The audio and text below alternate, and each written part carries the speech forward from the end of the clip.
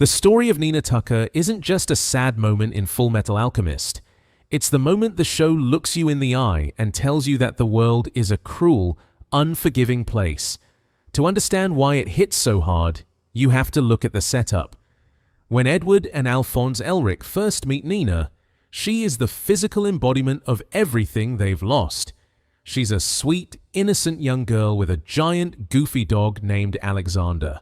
She's full of life, laughter, and unconditional love. For the Elric brothers, who are carrying the heavy burden of their own past mistakes, Nina is a breath of fresh air. She represents the childhood they never really got to have. But then, there's her father, Shou Tucker. On the surface, he's just a stressed-out, life-sowing alchemist trying to keep his state certification. He seems quiet, maybe a little lonely since his wife left him years ago. But underneath that mild exterior is a man driven by a cold, desperate ambition. He isn't a typical villain who wants to rule the world. He's much worse, because he's a man who has lost his humanity in the pursuit of progress. He is terrified of failure, and that fear turns him into a monster. The fucked up part isn't just the transformation itself. It's the slow, sinking realization of what has happened.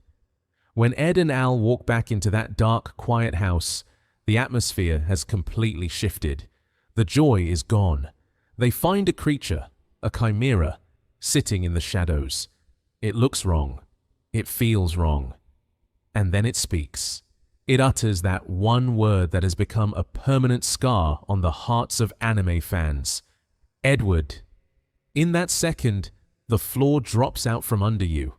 You realize that Shou didn't just perform an experiment, he sacrificed his own daughter.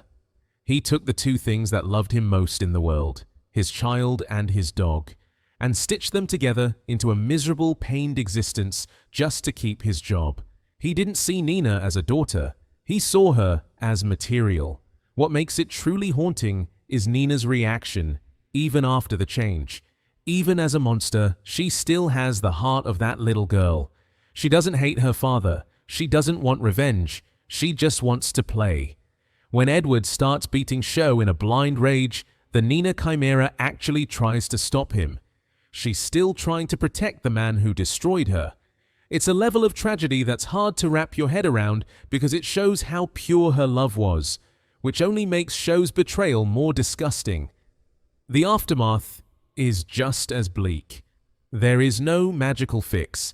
In a world of alchemy where people can transmute metal and fire, they can't fix a broken soul.